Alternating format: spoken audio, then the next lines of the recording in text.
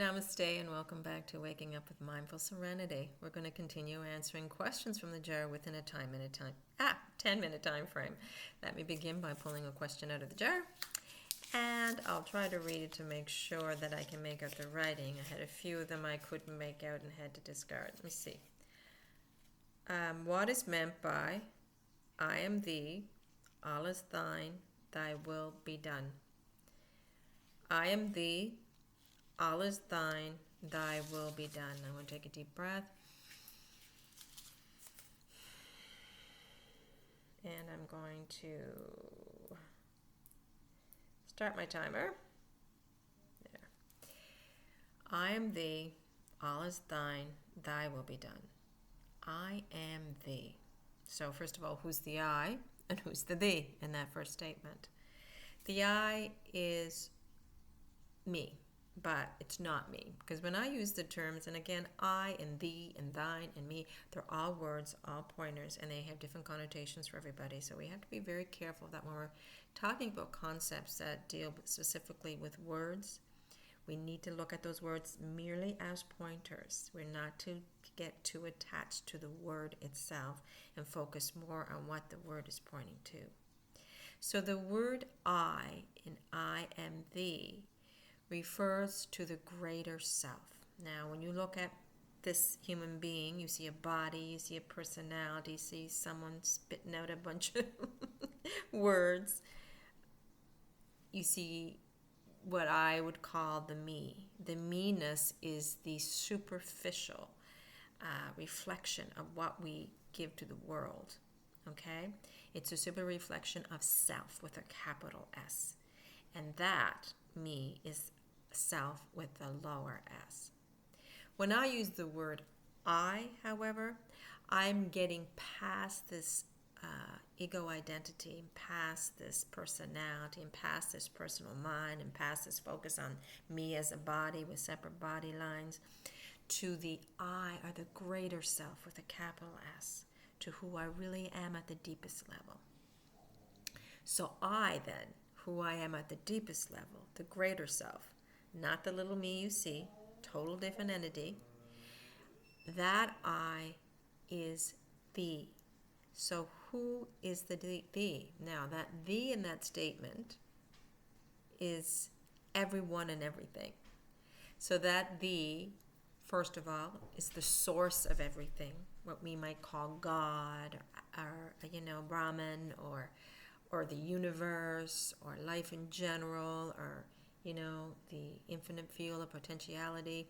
I don't care what you call it, but that thee is the source of everything. That thee is not only the source of everything, it is everything. So the thee, I am that thee. This greater self that I call me is that thee. You are that thee. So I am you as well as being me. The dog is that thee. I am the dog. I am the natural scene outside my window. I am nature. I am beyond nature because I am the source of nature, So that's where the oneness in yoga comes in, right? I am thee points to the oneness of everything. I am everything and everything is me.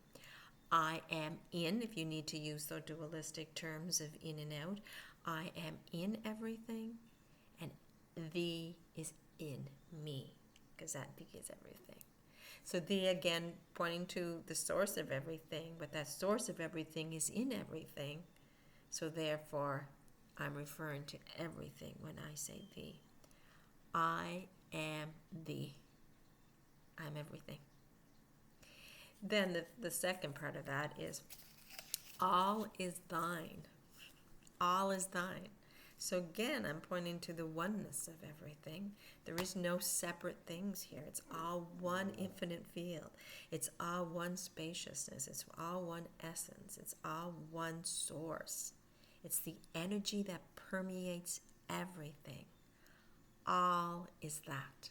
So everything we see in terms of what maybe Vivekananda would refer to as nature is consisting of a energy field or an energy that permeates everything. So all is thine. So everything is God. Everything is the universe. Everything is everything. There's just one. There's no separation. It is all this one source. Then the final part of that is, and I gotta look again, thy will be done. So this source, whatever you want to call it, we're asking that will to be done rather than the little me that we so often get caught up in, distracted by, identified with, believing that's who we are. This little me with all these dramas and these roles we have to play and the struggle against life. Thinking that life is here to serve us and we have to manipulate it and control it and struggle it against it so that we can succeed and be happy in this life. That me is in the way, right? That me is the thing we often does the praying.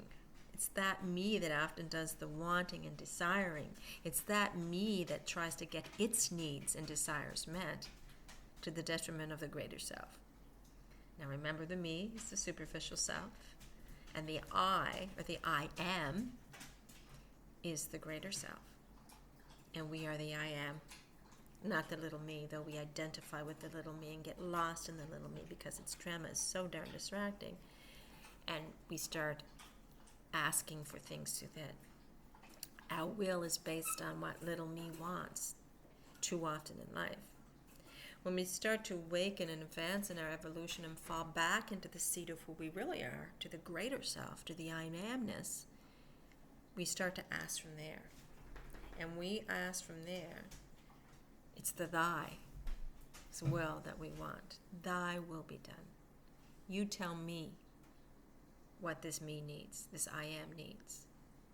You decide what is best because you trust life. You don't resist life anymore. You go with the flow of life. You're willing to give up and surrender and let go of all that kept you from experiencing the true essence of life, the true purpose for why you were incarnated in this body in the first place, why you're tramping around this earth. It's not to serve this little me the way we think it is. It's to serve the I am. But even in to serve the I am here is here to serve the thy will. The thy will be done. So I'm here to serve life. I'm here to serve God.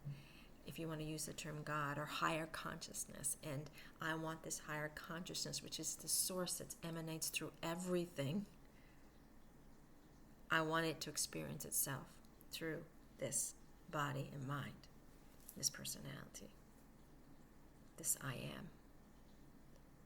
So when we say, thy will be done rather than my will be done, we're letting go of our personal selves, our attachment to the drama the little me creates, this attachment to worldly things, and we're falling back into what's really important.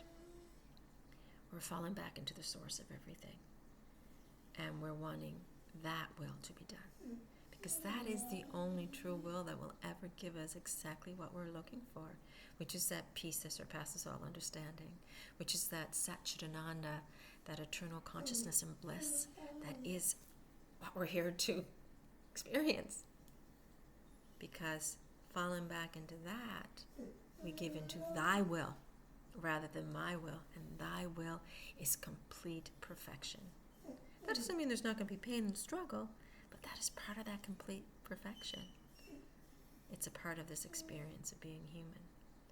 We are here as humans so that the I amness, so that the thy will can be done.